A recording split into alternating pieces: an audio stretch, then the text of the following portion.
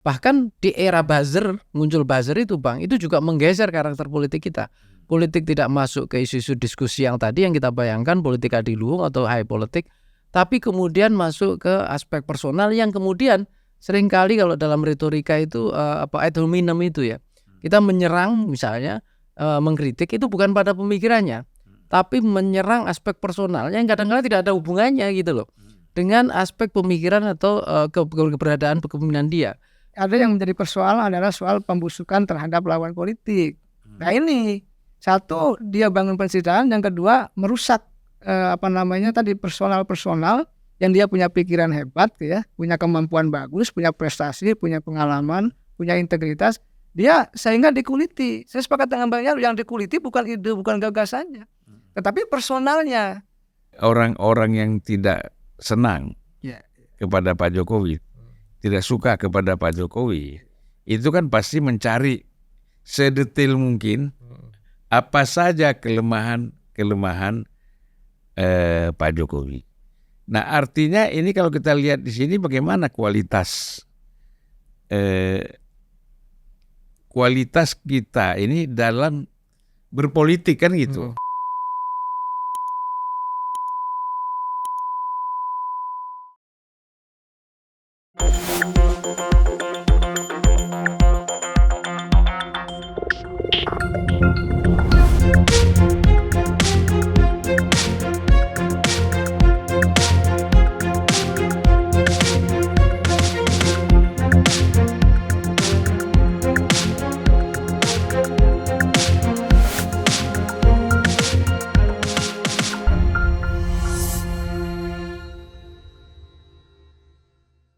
Bismillahirrahmanirrahim. Assalamualaikum warahmatullahi wabarakatuh.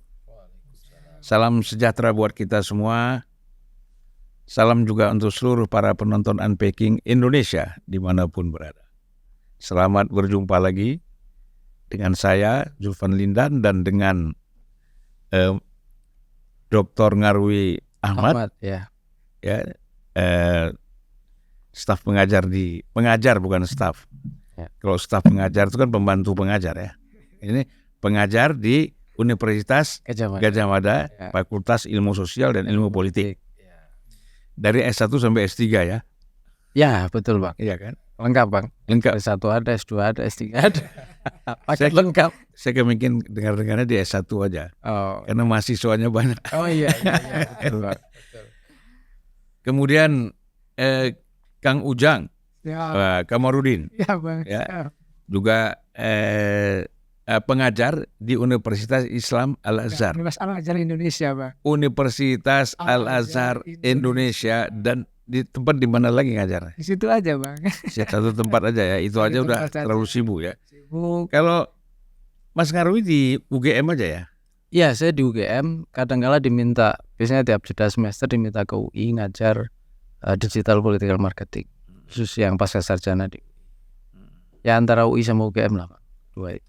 Ya. Itu aja udah waktunya udah banyak sekali. Pantas setiap bulan seminggu ada di Jakarta ya.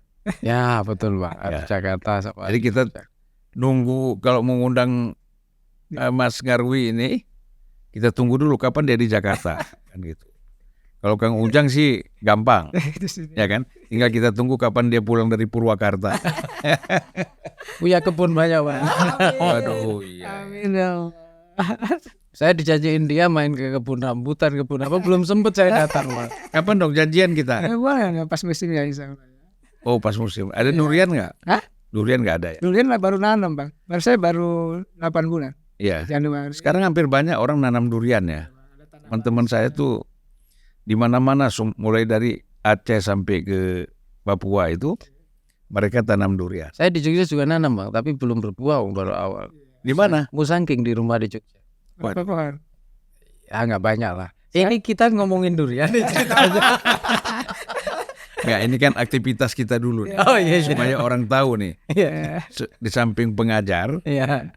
apa saja aktivitas. Orang perlu tahu gitu. Iya. Ini juga kan menjadi masukan juga kepada para penonton ya, bahwa banyak hal yang bisa dilakukan. Saya kan anak petani Bang, jadi ya bertani juga. Saya juga jambu kristal apa, saya nanam juga. Ya insya Allah durian 100 pohon. Karena menurut saya ya, pekerjaan-pekerjaan seperti petani, guru, wartawan, ini kan pekerjaan independen.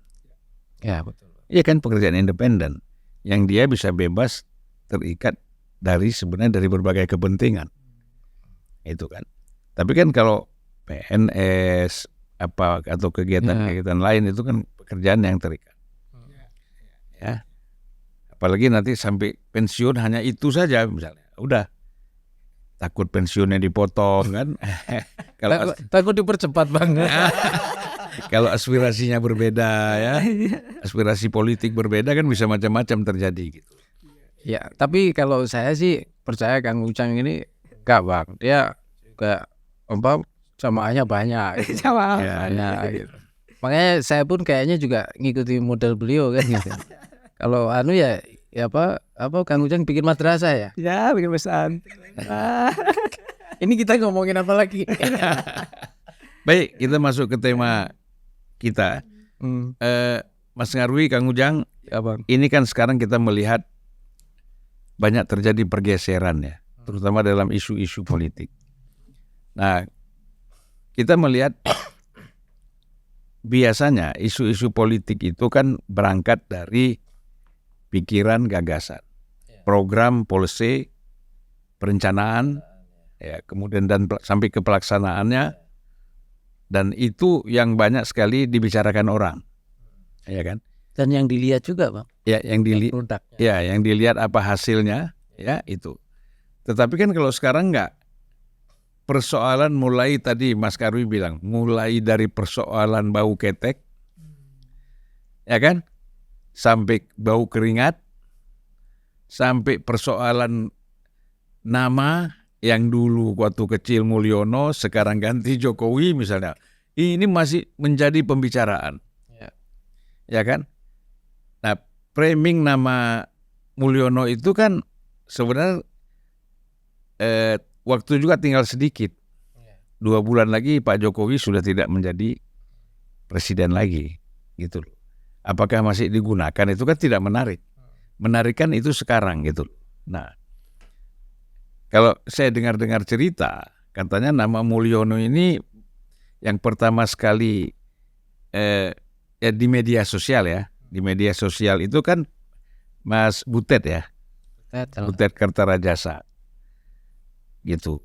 Bahkan Mas Butet tuh bilang kalau bisa mulai sekarang jangan lagi panggil Jokowi, panggil Mulyono. Ya kan gitu. Nah, kalau saya cerita sedikit, saya pernah tanya sama Mas Butet itu kenapa? Mas Butet ini tidak pernah mendukung Prabowo 2014 sampai 2019.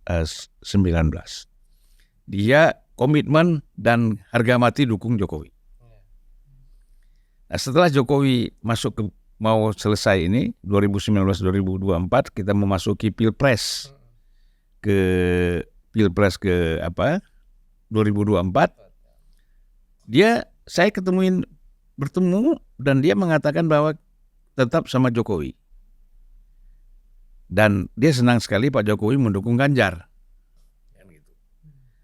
Nah, karena dia tidak suka kepada Prabowo, kemudian Pak Jokowi tiba-tiba mendukung, pelan-pelan bergeser dari PDIP dan dari Ganjar ke Prabowo, semakinlah dia tidak suka kepada Pak Jokowi. Yang puncaknya lahirlah nama Mulyono itu. Ya kan gitu. Mungkin ada yang lain, saya nggak tahu ya. Anda bayangkan Mas Butet itu kirim ke saya, dia punya lukisan Pak Jokowi di rumahnya. Yang semula dia elu-elukan, kemudian sekarang lukisan itu kepala Pak Jokowi di bawah, kakinya di atas. Saya nggak tahu maknanya itu apa, ya kan? Itulah yang ada. Nah ini Mas Ngarwi dulu ya, sebagai orang Jawa juga, ya kan? Melihat pergeseran pola wacana politik kita, ya, dari yang serius kemudian bergesek. Menurut saya persoalan nama itu kan kurang serius, Ya. Kecuali kalau dikaitkan dengan hal-hal yang lebih punya hubungan ideologis itu oke. Kalau nggak ada kan nggak menarik. Sebenarnya bukan nggak menarik, bukan sesuatu yang substantif ya, gitu loh. Gini Bang, sebenarnya politik ini saya ini harus istilahnya mendeklar saya orang Jawa Bang, tapi budayanya udah campur-campur. Jadi kalau dikatakan ya mungkin ya semacam Jawa-Jawa munafik gitu. Tapi arti positif. Istri orang apa? Istri orang Madura. Campur-campur. Udah bergeser tuh. Nah, Madura pun nggak lahir di Madura juga, kan? Bisa dicampurnya udah nggak karuan. Ya, jadi gini. Tapi itu potret keluarga Indonesia, sebenarnya.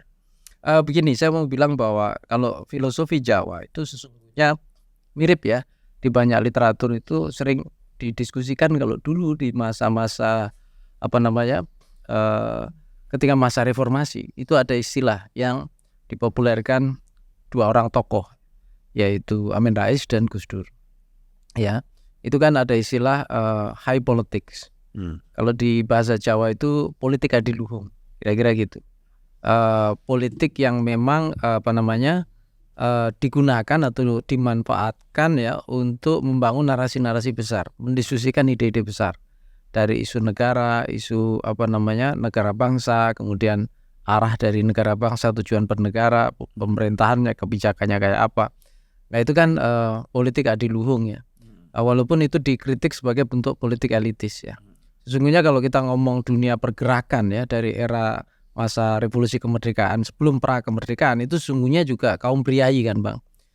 Dari Budi Utomo dan lain-lain, bahkan asosiasi organisasi yang lain pun juga mereka elit. Makanya narasinya narasi-narasi besar dan selalu visinya politik adiluhung ya, yang dibayangkan tentang Indonesia sebagai negara merdeka. Kalau kita lihat naskah-naskah yang didiskusikan di BPUPKI itu pernah ditulis juga oleh saya lupa itu termasuk sejarawan UI ya. Itu Pak Abi Kusuma kalau nggak salah. Itu kan bercerita bagaimana undang-undang dasar itu didiskusikan. Itu kan semua politik adiluhung Bang. Nah, narasi-narasi elit itu selalu berdiskusi dengan pemikiran besar. Maka dulu ketika kita bicara tokoh gitu ya, nama gitu, itu akan masuk ke studi pemikiran tokoh. Pemikiran Tan Malaka misalnya, pemikiran Muhammad Hatta, pemikiran Syahrir, pemikiran Bung Karno, pemikiran siapa lagi gitu ya. Betul di sana ada nama, tetapi narasi yang terbangun tuh high politik ya, narasi politik adiluhung. Nah, itu masih bertahan ya. Bahkan ya, saya masih ingat pemikiran Sujatmoko misalnya, nama-nama besar. Makanya di masa-masa kita awal kuliah ya Kang Ujang, itu kan banyak tokoh-tokoh besar itu studi pemikiran tuh digandrungi. Pak Nurcholish Madjid almarhum ya, Profesor Nurcholish, bicara negara dan agama misalnya, seperti itu. Narasinya selalu begitu. Nah, itu semua bergeser ketika politik bergeser ke elektoral kan. Maka kemudian masuk ke fenomena perilaku politik ya, dan tidak hanya perilaku pemilih, tapi yang disorot perilaku elit. Nah, dan elit ini kalau kita lihat Bang, itu nggak masuk saja ke kebijakan dan visi-misinya saja, tapi seluruh aspek personal dia. Ya. Nah, sebenarnya di literatur itu ada Bang, namanya personalization politik ya. Politik itu menjadi makin personal. Ada sisi baiknya apa? Ini masuk ke yang pertama tadi. Ketika kita membicarakan tokoh dari sisi aspek personalnya, itu tidak ada masalah. Ketika kita menguliti pemikirannya, menguliti kebijakannya, melihat capaian dan track recordnya, ya itu semua nggak ada masalah. Sehingga memudahkan pemilih juga kan. Ini karya siapa sih? Idenya bagaimana? Didesainnya siapa? Dilaksanakannya kayak apa? Capaiannya seperti apa? Dan seterusnya. Dibandingkan tokoh yang lain tuh kayak apa? Pemilih bisa membandingkan sebenarnya masyarakat. Tetapi kemudian di era media sosial, khusus di era media sosial ini Bang, itu sebenarnya jauh sebelum era media sosial. Kalau di negara-negara barat, itu di era media massa ketika muncul tabloidisasi, tabloid itu narasi-narasi jurnalisme berbasis tabloid itu mewarnai dunia politik. Nah itu kemudian masuk istilahnya itu mengalami politik yang bergerak ke remeh-temeh atau political dumping down istilahnya. Itu kayak beberapa tokoh ya seperti Ken Bennett dan lain-lain tuh memperkenalkan istilah itu ya, political dumping down, politik yang bergerak ke isu yang remeh-temeh. Kalau bahasa anak yang kemarin-kemarin di medsos tuh isu receh kira-kira gitu. Nah isu-isu receh. Nah tetapi istilahnya celakanya Bang, justru isu receh ini yang kemudian menemukan ruang algoritma di media sosial. Dan kemudian orang juga rata-rata di media sosial itu jarang sekali ya membicarakan substansi politik yang dengan ide-ide besar. Ya, saya beberapa lihat kok. Kalau ada teman nulis panjang gitu studi pemikiran, misalnya tadi tulis di Facebook, di Twitter itu komennya itu udah nggak masuk ke isu substansial lagi. Kemudian masuk ke isu-isu yang pertanyaan yang nggak nyambung kadang-kala. Bahkan di era buzzer, muncul buzzer itu Bang, itu juga menggeser karakter politik kita. Politik tidak masuk ke isu-isu diskusi yang tadi yang kita bayangkan, politik adiluhung atau high politik, tapi kemudian masuk ke aspek personal yang kemudian seringkali kalau dalam retorika itu ad hominem itu ya. Kita menyerang misalnya mengkritik itu bukan pada pemikirannya, tapi menyerang aspek personal yang kadang-kadang tidak ada hubungannya gitu loh dengan aspek pemikiran atau keberadaan kepemimpinan dia. Nah, itu yang terjadi kemarin saya lihat. Jadi banyak orang misalnya berusaha mengkritik Pak Jokowi tapi kemudian ya berbelok dengan cara tadi muncul kata Mulyono gitu ya. Bahkan kemudian termasuk misalnya kekecewaan tudingan-tudingan ya Pak Jokowi dibalik kemarin ada RUU Pilkada yang kemudian muncul putusan MK misalnya. Nah, itu kan kemudian muncul tagar-tagar darurat Indonesia dan saudara yang jadi sasaran kan salah satunya gaya hidup mewah misalnya Kaisang dan lain-lain dan istrinya itu, dan kemudian sampai muncul tagar tadi yang Abang sebutkan soal, dan itu sebenarnya kan nggak bagus juga Bang, itu body shaming sesungguhnya. Kita ngomongkan kelemahan fisik orang itu kan sungguh nggak etis Bang.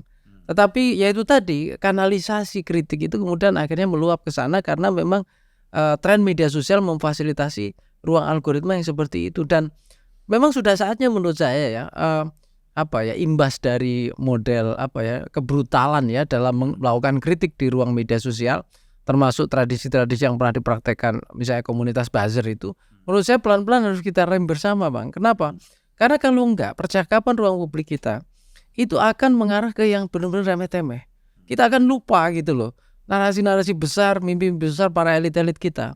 Kita akan kesulitan gitu ya belajar dari kehebatan maupun kelemahan dari pemimpin kita masa lalu, dan juga akan bagaimana membantu misalnya memformulasikan ide yang lebih baik di masa depan. Abang tentu masih ingat ya, biasanya dulu kan ada misalnya dikenal ya Habibinomik misalnya. Orang berusaha mengapresiasi sebenarnya kebijakan ekonomi politik Pak Habibie kayak apa. Ya zaman SBY ada istilah juga seperti itu, SBY-nomik. Kemudian di era Pak Jokowi juga sebenarnya banyak hal yang bisa kita diskusikan. Tapi orang kemudian lebih tertarik ke aspek-aspek personal. Kalau mau melakukan kritik itu kemudian tadi masuk ke isu-isu yang bergerak ke arah remeh-temeh sampai memunculkan seperti itu. Nah, ini menurut saya Bang memang perlu ditradisikan ulang ya. Padahal kita mewarisi ya dari generasi intelektual gitu ya, dari generasi politisi juga yang intelektual juga. Nah, di sana muncul perdebatan besar ya. Ingat ya, Bung Hatta pernah diskusi hal-hal yang makro ya, misalnya Islam di antara dua karang juga gitu ya. Bung Karno juga pernah juga ya, bahkan menulis misalnya yang jadi perdebatan dulu sempat jadi guyonan ya, Islam Sontoloyo misalnya, berani gitu ya diskusi seperti itu. Nah, ruang-ruang intelektual seperti itu termasuk membicarakan ya ke depan misalnya demokrasi kita, pengembangan sumber daya manusia di era Pak Prabowo kayak apa misalnya.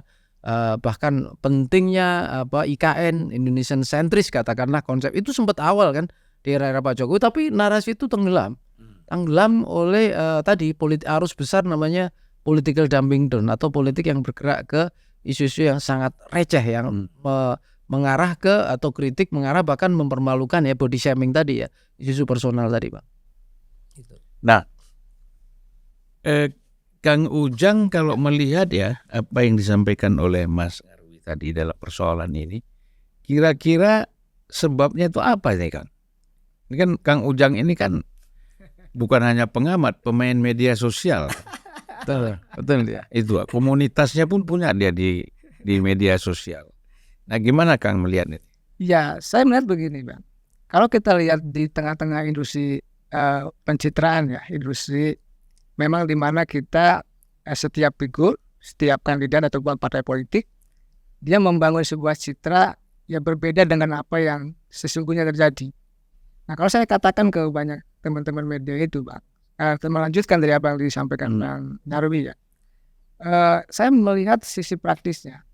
Kenapa ini terjadi? Karena di sekarang ini kan politik yang instan sifatnya. Apa yang dibangun dua pola. Pertama membangun pencitraan, nah ini yang dibangun nih. Sesuatu yang positif dari kandidat, dari figur itu. Jadi dia bangun, tetapi ini berbeda dengan apa yang ada di depan. Jadi panggung belakang dengan panggung depan berbeda nih. Saya meyakini, saya banyak belajar Bang ke senior-senior saya politisi termasuk Bang Silpaling, dan bahwa kalau ingin melihat politisi kadang jangan di belakang, lihat aja di dapurnya, di rumahnya, karena pasti akan berbeda apa yang disampaikannya, apa yang dilakukannya dengan apa yang ada di media, termasuk di media sosial. Nah, industri pencitraan saat ini berkembang begitu besar dengan era media sosial tadi, ditopang oleh kekuatan buzzer, ya kan, ditopang oleh kekuatan tadi industri media yang luar biasa. Pertama, yang kedua, ada yang menjadi persoalan adalah soal pembusukan terhadap lawan politik. Nah, ini satu, dia bangun pencitraan, yang kedua merusak personal yang dia punya pikiran hebat, ya, punya kemampuan bagus, punya prestasi, punya pengalaman, punya integritas, dia sehingga dikuliti. Saya sepakat dengan Bang Yarwi, yang dikuliti bukan ide, bukan gagasannya, tetapi personalnya. Nah, dua inilah yang membuat politik kita menjadi tadi sesuatu yang tadi tidak ada ide gagasan, tidak substansial, ya, yang muncul adalah gimmick-gimmick, termasuk pencitraan yang muncul, yang tumbuh, yang berkembang begitu luas. Tetapi di saat yang sama mereka melakukan tadi pembusukan terhadap lawan politik. Saya sepakat dengan Bang Yarwi tadi. Lagi-lagi kami kan akademisi sama, ya. Dulu emang pernah nggak sepakat selama ini? Ya ada lah. Dalam konteks itu banyak sepakat, ya. Karena kami ada dalam posisi. Saya lihat di Bali bareng-bareng sepakat. Ya, kami Cara perspektifnya agak tidak bersepakat, ya.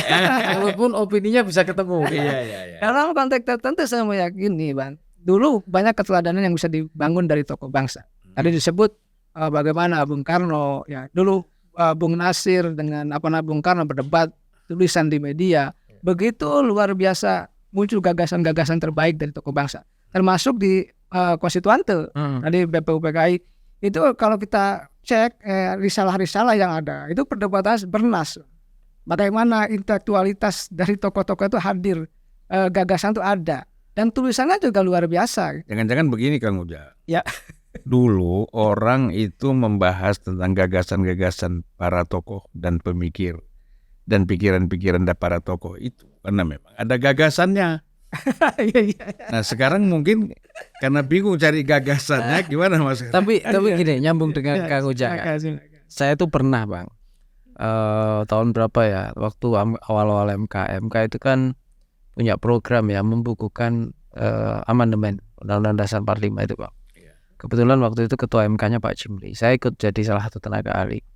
Nah, di situ kan tugas kita adalah membandingkan dokumen naskah yang itu ketika draft Undang-Undang Dasar 45 itu diperdebatkan konteks pasal-pasal dengan ketika Abang saya kira sebagai salah satu pelaku juga waktu itu di DPR MPR, bagaimana itu didiskusikan di Senayan. Nah, waktu itu saya masih ingat, ya, saya salah satunya menggarap pasal 33. Ya, di situ, Bang, ketika ngomong 33 itu kan bagaimana di awal-awal pemikiran Hatta, pemikiran itu mewarnai kan di perdebatan itu ditulis di bukunya Pak Belapian, sejarawan UI. Nah, begitu kita masuk apa yang dipercakapkan anggota DPR di buku risalah rapat itu gapnya kerasa jauh, Bang. Bagaimana mereka ngomong tentang sosialisme, kapitalisme dan lain-lain, ekonomi korporasi dan ekonomi koperasi, itu kan konsep yang besar sebenarnya. Nah, elaborasinya gapnya kelihatan kurang mendalam. Nah, saya mau mengatakan begini, memang begitu kalau bicara negarawan founding father itu memang ada kesempatan ketika dia meletakkan fondasi negara, itu mereka benar-benar memikir, Bang, benar-benar baca, mungkin karena eranya era tokoh pergerakan, ya. Nah, memang kemudian di era reformasi bahkan sampai sekarang, saya juga agak ragu kalau misalnya contoh sederhana deh, ketika undang-undang BPJS misalnya dibuat, itu apakah ada perdebatan ideologis apa tidak? Saya tidak terlalu yakin ada, Bang, itu kan. Karena kan pada akhirnya kan ada sebenarnya. Apakah kesehatan tanggung jawab negara, kemudian ini state centris kebijakannya? Kalau enggak, ini berarti kita kolaborasi bisa dengan menggandeng swasta dan seterusnya. Dan itu banyak regulasi yang lain. Nah, di level politisi saja, Bang, nuansa itu mulai menghilang. Itu kita ngomong elit, ya, Bang, ya. Apalagi misalnya di level katakanlah yang di luar, ya, tokoh-tokoh politisi, apalagi kemudian di media sosial. Memang mau tidak mau menurut saya kita harus mentradisikan kembali, ya, bagaimana berdebatkan politik itu enggak hanya hal-hal yang sifatnya remeh-temeh atau yang viral saja, ya. Kalau viral itu kalau bahasa teman viral katanya ada begitu. Tapi ibaratnya enggak hanya yang viral, Bang, tapi masuk lagi gitu, ya. ke perdebatan yang agak substansial, masuk ke ideologi, masuk ke ini dah, menguji, kita bisa menguji gitu loh. Misalnya benar nggak sih gagasan Pak Jokowi dengan IKN menggeser ya, bukan Jawa sentris misalnya ke state sentris, ke Indonesia sentris, itu kayak apa sebenarnya? Ya, model-model rencana, mimpi misalnya pertumbuhan kawasan yang mungkin nggak hanya bias-bias wilayah misalnya seperti itu, contoh lah salah satunya Bang. Nah tentu ada kebijakan yang lain, misalnya apa yang disampaikan Pak Prabowo kebijakannya, misalnya makan bergizi gitu ya, itu kan dikaitkan dengan stunting, dikaitkan dengan membangun sumber daya manusia, bahwa membangun Indonesia itu butuh kualitas sumber daya manusia kan gitu. Nah itu kan kita bisa ngomong bagaimana humanisme, bagaimana misalnya itu bisa dikaitkan dengan kekuatan negara itu salah satunya ditopang oleh the people kan, elemen negara kan salah satunya. Nah yang kayak gini kan sebenarnya bisa nyambung Bang. Artinya betul bahwa kita sebenarnya itu menjalankan atau memilih memperdebatkan kebijakan yang nyata yang jadi kebutuhan masyarakat, tetapi di sisi lain ada narasi besar yang bisa mencerahkan kita bersama-sama, mencerdaskan kita bersama-sama gitu. Nah itu juga sama persis misalnya ketika kita ngomong kelas menengah dan lapangan pekerjaan.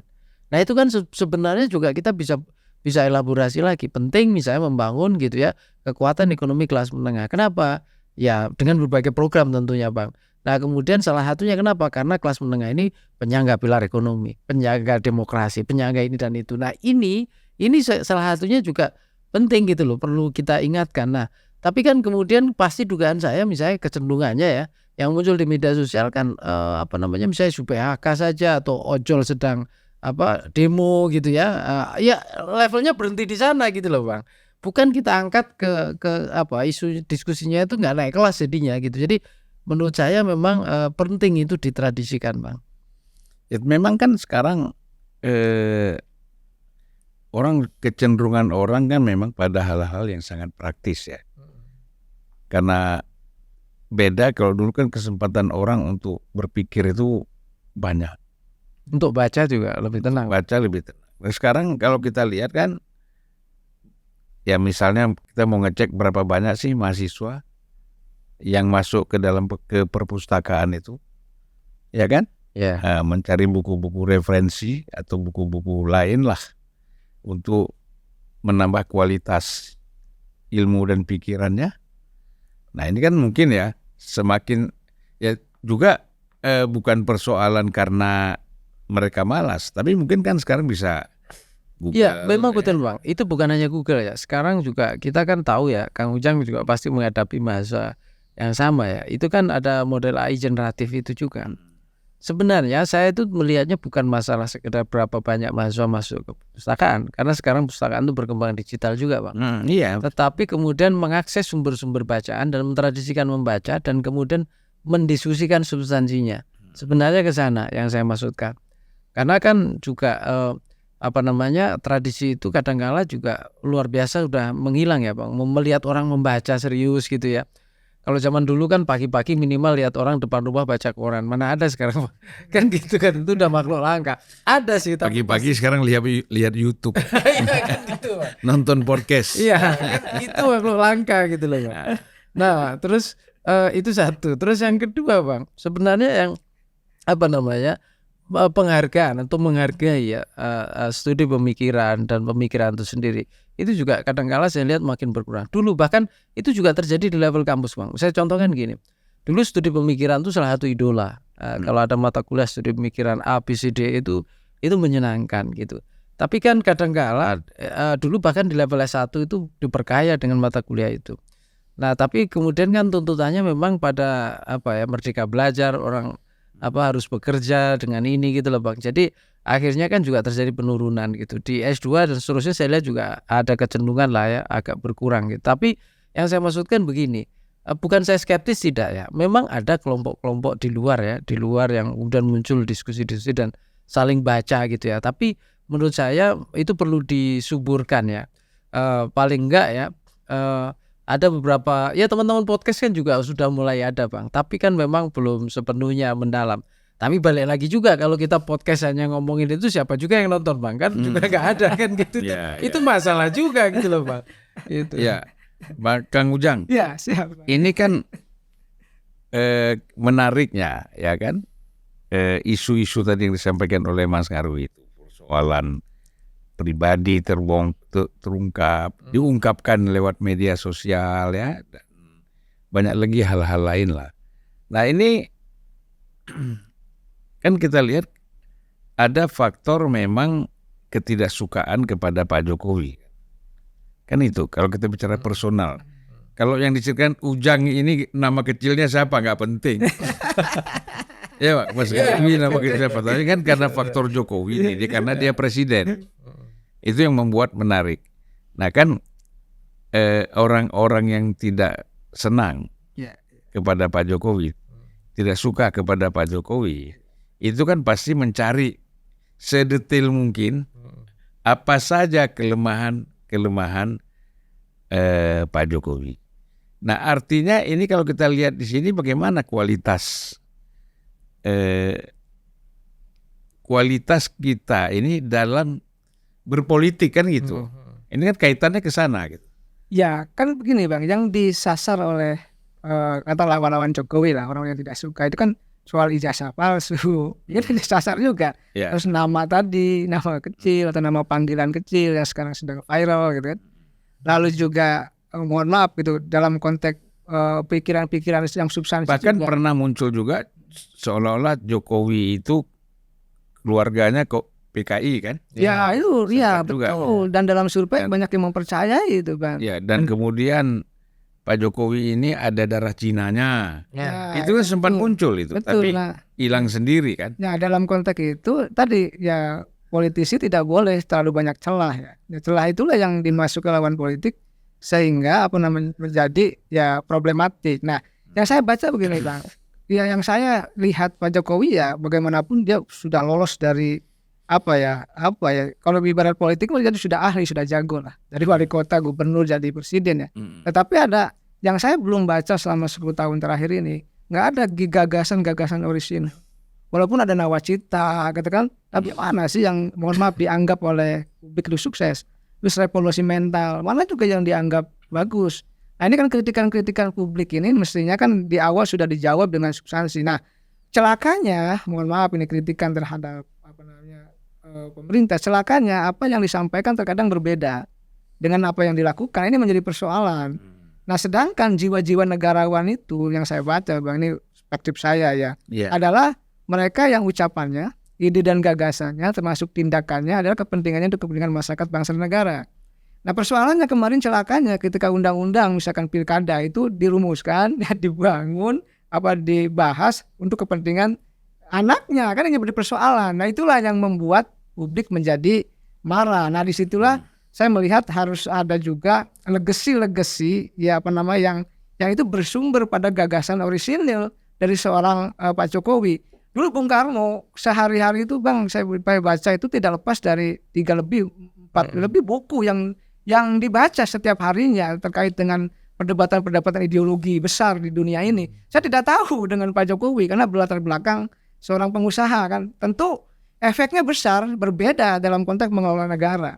Nah saya melihat maka perdebatan yang luar biasa, karya-karya besar yang monumental yang dimiliki oleh Bung Karno dulu ini mewarisi ya sejarah bangsa hingga hari ini. Tetapi tadi tidak banyak anak zaman sekarang, zaman now yang banyak baca buku tadi. Persoalannya di situ. Nah mungkin yang saya sampaikan Pak Jokowi berbeda sudut pandangnya karena tadi tidak banyak, mohon maaf ya, banyak baca buku, tidak tahu narasi-narasi perdebatan intelektualitas, maka yang dibangunnya pun tadi dalam 10 tahun terakhir berbeda dengan tokoh-tokoh bangsa yang dulu. Nah ini apa enggak begini Kang Ujang? Apakah ini tidak berkaitan dengan kebutuhan sekarang ya? Mungkin kebutuhan yang lalu itu seperti itu, ya kan? Orang berwacana berdebat tentang ideologi segala macam ya kan, filsafat. Tetapi kan sekarang kebutuhan sekarang tidak lagi berpijak pada itu, sudah bergeser pada hal yang sangat praktis. Yang dilihat orang itu apa kerjanya. Betul. Kan? Gitu. Nah itu problematiknya Bang. Mestinya dibangun konsepsi yang jelas. Konsepsi membangun bangsa dalam 5 tahun, 10 tahun, blueprintnya apa? Konsisten dalam menjalankan roadmap ini kan itu. Cetak biru bangsa ini seperti apa kan penting Bang. Masa kita mengelola negara ini hanya dengan mohon maaf ya, mainan, candaan, gimmick kan nggak bisa. Oleh karena itu tadi apa yang disampaikan dalam kampanye, apa yang menjadi visi misi, belum itu harus menjadi sebuah implementasi kebijakan di lapangan. Ini tidak. Jadi banyak persoalan yang melingkar di sini tidak tuntas. Nah, saya sepakat dengan Bang Zulfan ya bahwa itu kebutuhan, ya bahwa itu adalah zamannya seperti itu. Tetapi jangan lupa kita mengurus negara harus ada konsep besar dalam konteks membangun negara ini. Nah ini yang Kalau dulu terlupakan. terkenal itu istilahnya blueprint.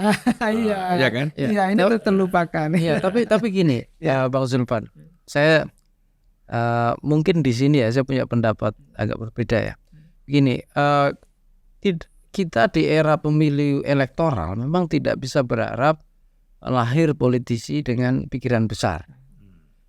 Justru ya sesuai dengan keinginan atau kebutuhan masyarakat. Kalau bahasa Bang Zulfan kebutuhan selera masyarakat. Tetapi justru yang menjadi tanggung jawab moralnya adalah orang-orang yang bekerja kepada para politisi itu. Contoh begini, Pak Jokowi kita tahu dia tidak suka pidato kasarnya, tapi suka bekerja. Itu trademark Pak Jokowi dari zaman dulu. Nah di sinilah tanggung jawab orang-orang yang bekerja ke Pak Jokowi menjelaskan, ya membangun narasi, menjelaskan apa yang dicapai oleh Pak Jokowi selama ini. Ya tentu saja Bang dengan narasi-narasi yang baik dan lebih baik ya, narasi-narasi besar itu. Itu di awal pemerintahan Pak Jokowi ada muncul nawacita dan seterusnya. Iya. Ya kan? Tapi kan bagaimana menjaga itu tampaknya tidak dilakukan ya secara kontinu. Implementasinya seperti apa ya? Ya, padahal itu sangat bisa kita lihat hari ini sebenarnya. Iya. Karena kalau ruang kekosongan narasi itu ibaratnya kosong, maka kemudian yang muncul kan kritik yang lebih dominan. Sehingga orang melesetkan misalnya bukan nawacita, tapi nawadosa dan seterusnya. Kita dengar itu kan Bang. Nah, maksud saya itu juga bagian dari diskusi juga Bang. Tapi maksud saya adalah orang yang bekerja dalam positioning Pak Jokowi kan bisa membela diri, bisa menjelaskan, bisa berargumen gitu loh Bang. Bahwa ini loh capaian. Saya kadang khawatirnya ini gini Bang, menjelang 2 bulan nanti ini berakhir ya. Ibarat orang pidato Bang. Masa awal-awal 2014 Pak Jokowi ini kan tensinya naik ya. Artinya orang punya harapan dan seterusnya. Nah, orang itu lupa ketika nanti di ujung baik dari Pak Jokowi maupun dari timnya, ibarat orang pidato tidak buat closing Bang. Jadi apa yang dicapai orang lupa. Nah ini kan idealnya nggak begitu Bang. Apa yang jadi kerja keras, keringat dan seterusnya ya ditunjukkan. Ini loh kerja kami kan gitu. Nah ibaratnya narasi itu yang harus dibangun gitu loh. Terlepas dari apapun ya, artinya harus disampaikan. Walaupun bisa aja ya publik kan pasti tahu lah. Nggak usah kita jelaskan. Iya bisa lihat. Tapi akan lain ketika misalnya dibangun dengan narasi-narasi yang lebih berkelas, lebih baik gitu loh Bang. Dengan menunjuk, karena gini ada segmennya Bang. Masyarakat melihatnya yang terlihat. Tapi kelas menengah itu butuh argumen. Elit bahkan butuh argumen yang jauh lebih meyakinkan terkait dengan jenis kebijakan, orientasi dan sebagainya. Dan apa kaitannya dengan nanti pemerintahan Pak Prabowo misalnya begitu. Ini kan elit gitu ya, bahkan decision maker di sana, termasuk investor dan seterusnya. Nah, butuh diyakinkan dengan cara itu, bukan hanya sekedar lobby ketemu dan seterusnya. Tidak hanya itu menurut saya. Itu Bang. Ya, dulu kan kita ingat 5 tahun pertama sampai 10 tahun pertama Pak Harto itu kan setiap ketemu menteri tanya, iya kan, apa yang harus dia lakukan. Lalu menteri menjabarkan soal pertanian, perikanan, dulu belum ada tambang ya, nggak ada tambang dulu itu, baru minyak dan gas kan. Tapi kan pada periode selanjutnya, periode ketiga Pak Harto, ya kan, justru menterinya yang bertanya apa yang harus kami lakukan. Artinya kan 10 tahun itu dia menyerap pikiran-pikiran yang menterinya pun hebat-hebat ya. Iya. Kalau kita bicara menteri-menteri Orde Baru itu memang menteri-menteri yang luar biasa. Oh pertarungannya sangat ini Bang, sangat ideologis. Makanya muncul mafia Berkeley, muncul ini kan di masa-masa itu Bang. Artinya mereka memang mampu berpikir dan mereka juga mampu bekerja. Kan gitu. Kalau kita lihat pada masa, ya karena memang latar belakangnya memang terpilih, terseleksi dengan baik. Ya. Gitu. Dan dulu semua menteri itu harus melalui DPR. Oh berarti itu tradisi dulu ya Bang ya? Ya dong. Dari... Semua menteri pada masa Pak Harto itu, Orde Baru, mereka harus menjadi caleg. Harus. Siapa yang enggak jadi caleg? Artinya punya pengalaman bertarung di elektoral. Iya, dan mereka tahu problem-problem Ya. masyarakat di bawah itu, gitu loh. Nah, baru mereka kemudian menjadi menteri. Kalau sekarang kan enggak, gitu kan? Nah, sekarang ini kan faktor kedekatan. Siapa yang dekat, siapa yang terlihat, siapa yang menjilat, kan gitu. Nah, Ukurannya berapa 0 kilometer ya Bang? Sekian kilometer ya. Bukan berarti mereka tidak bisa bekerja, tapi pola selektivitasnya. Dan terbukti memang juga problemnya terlalu banyak yang kita lihat. Ya, problem di masing-masing kementerian ini kan terlalu banyak. Saya ingat dulu ya, pada masa saya di Komisi 6, menterinya Rini Suwandi. Itu dia mencoba menjelaskan, katanya sudah buat roadmap. Itu berarti zaman Bu Mega ya Bang ya? Bukan, Gus Dur. zamannya Jokowi Oh pertama. yang terakhir. Oh iya, Jokowi pertama Ya kan? ya. Oke. Ya, 14-19. Dia menyatakan sudah ada roadmap tentang BUMN, ya kan? Sudah, tapi menurut saya sampai sekarang roadmap itu di mana? Gitu loh, apa? Iya kan? Nah itu kan yang kita baca sekarang juga kita nggak tahu ada nggak roadmap itu. Apakah misalnya dilanjutkan oleh Erick Thohir misalnya? Iya kan? Kalau iya, apa bedanya dengan yang dulu atau inovasinya? Iya apa? kan? Kita nggak dengar kan? Betul. Kita nggak dengar itu. Dan kita butuh itu Bang, sudah Ya, publik betul. butuh itu. Bukan hanya BUMN. Sebenarnya roadmap seluruh sektor kehidupan bernegara ini, itu kita butuh ada itu supaya kita bisa tahu. Oh berarti termasuk penyelenggaraan haji juga ya Bang? Kan lagi rame itu pansus itu ya. Haji. Iya. Ya kan itu harus ada roadmapnya juga. Bagaimana tuh orang bisa ngikutin awal, jangan di ujungnya. Ya ujung-ujungnya kejadian terus tiba-tiba bikin pansus. Awalnya ngapain? Iya betul. Iya kan? Kan setiap anggota DPR ini setiap tahun menjelang haji itu kan ikut bersama Menteri Agama datang ke sana melihat cateringnya seperti apa, tempat tinggalnya seperti apa, ya kan? Jaraknya antara Masjidil Haram dengan tempat penginaman seperti apa, kan gitu. Nah, apakah di sana jalan-jalan aja? Nah, tiba-tiba di ujung periode, ya kan? Pansus. Muncul pansus. Itu pun saya curiga karena ada konflik antara Menteri Agama dengan PKB, dengan Muhaimin. Itu loh. Itu sempat disinggung Ya, Ketum PBNU Bang. ya. Kan yang persoalan kan Ketum PBNU dengan Ketum PKB. Ya kan, karena ada garis antara Menteri Agama dengan Ketum PBNU, akhirnya ini, nah itu saya katakan tuh. Ya. Jadi apa ya, menurut saya kurang sehat ya. Nah kalau hal-hal seperti ini terus kita pertahankan, ini bahaya. Jadi isu-isu tadi kembali isu-isu remeh-temeh, Betul. ya kan? Gitu. Nah, Kang Ujang bagaimana nih? Ya, saya gini Bang, ya tugas kami ya pengajar, dosen, pengamat itu kan membangun narasi yang sehat. Dan membangun narasi yang membangun kewarasan. Ini sekarang kan banyak yang nggak waras ini Bang. Gitu Nah ya? maksudnya gini, narasi publik itu harus diisi dengan substansi Bang. Paling tidak 60%. Karena kalau ruang narasi publiknya ini diisi oleh gimmick gitu ya, oleh persoalan yang remeh-temeh seperti Abang katakan, Bang Nyarwi katakan, maka ya narasi politik yang terbangun di kita ini ya mohon maaf isinya ya bukan hal yang positif.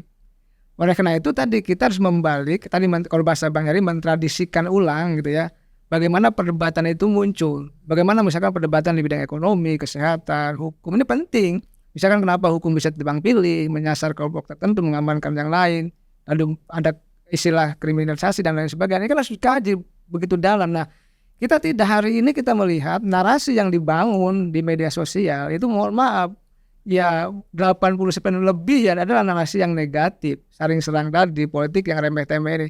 Nah kita harus mampu membalik ini gitu loh, mentradisikan kembali.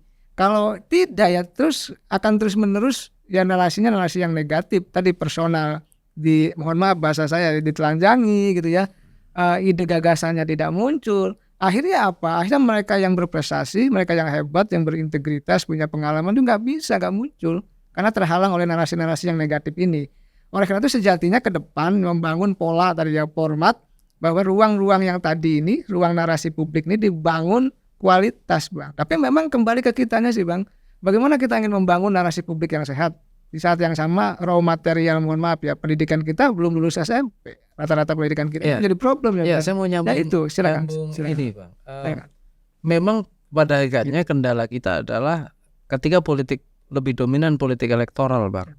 Itu gimmick dan seterusnya memang menjadi kebutuhan supaya terlihat atau visible, supaya lebih menarik, ya, teringat atau diingat. Makanya muncul dalam top of mind. Ini nggak hanya dalam pileg, nggak hanya dalam pilkada, mungkin juga dalam pilpres, Bang. Nah, makanya itu kadangkala, dan ini kan bagian dari strategi politik populis, Bang. Salah satu strategi politik populis itu kan tidak suka high politik. Kalau kita mau minjam istilahnya Pak Prabowo itu orang-orang pintar yang hanya omon-omon, kira-kira gitu. Itu untuk politik elektoral itu nggak apa-apa, Bang. Menjaga kepercayaan publik, mendapatkan dukungan yang kuat dari masyarakat itu penting. Tetapi khusus untuk bicara kelas menengah, menurut saya memang mau tidak mau kita harus melayani selera kelas menengah juga, sekaligus juga mentradisikan dengan tadi politik wacana yang lebih bagus. Kenapa? Karena kalau enggak gitu ya, kita akan mengarah ke kualitas kita mengikuti yang standar rendah. Istilahnya standar yang lebih menurun ya. Politik menjadi tidak terpola ya wacananya, politik substansi wacana tidak muncul arahnya seperti apa, sehingga orang itu akan lupa. Jadi bayangkan Bang, suatu saat itu makin aneh gitu ya, generasi berikutnya gitu, ketika kita bacakan pembukaan undang-undang, ini kalimat apa gitu kan, pasti makin akan aneh kalau kita tidak makin mendekatkan gitu loh. Artinya kalau kita biarkan ini terlalu jauh gitu, suatu saat naskah-naskah ini, pembukaan undang-undang, isi dalam undang-undang dasar, itu menjadi kalimat yang aneh suatu saat. Makanya supaya tidak aneh gitu ya, terus menerus harus kita dekatkan dengan hal yang empirik juga gitu loh, Bang. Dan para elit juga punya tradisi gitu ya, mentradisikan gitu ya, dari level kabupaten kota, pemimpinnya gitu ya, level provinsi sampai level nasional itu tetap harus mentradisikan gitu loh. Bahwa misalnya anggota DPR, saya duduk di sini tuh ini loh, menjalankan tugas ini, mewakili ini. Kita punya kewajiban ini dan seterusnya. Nah, memang ada kalanya ya perlu diselip-selipkan ya Bang ya. Karena apa? Karena pasti yang muncul dalam perdebatan itu ya perdebatan-perdebatan yang aktual gitu loh. Nah, ini juga saya khawatir gitu. Dalam pilkada yang kayak gini juga nggak menarik Bang. Padahal kita mau pilkada ini bentar lagi ya Bang. Kalau kemudian bicara narasi-narasi besar juga, pemilih itu juga siapa yang dengar juga kan Bang kan gitu. Itu juga mereka mau yang konkret dan nyata. Ini juga tantangan di level pemilih gitu loh. Jadi kondisi kita begitu saya lihat. Ya. Oke, Mas. Mungkin lain kali kita lanjutkan lagi. Banyak hal tadi sudah nyinggung kelas menengah. Saya sebenarnya melihat bahwa kelas menengah ini kan sebenarnya mediasi antara elit dengan masyarakat kan. Tapi ini kan tidak jalan. Ya kan? Tidak ada lagi. Kalau dulu kan memang ada yang namanya kelas menengah ini betul-betul efektif. Ya kan? Posisi mereka. Ini sebagai agen of change, di NGO bisa, di ANU bisa, Bang. Ya. Mereka kelompok profesional juga seperti itu. Sekarang kan kalau kita lihat seperti tidak ada ya. Mungkin kelompok-kelompoknya ada. Tetapi kalau kita lihat memang masih gaib ini apa yang dilakukan ya. Baik Mas Ngardi dengan Kang Ujang. Siapa? Terima kasih. Sama-sama. Assalamualaikum warahmatullahi wabarakatuh. Waalaikumsalam warahmatullahi wabarakatuh.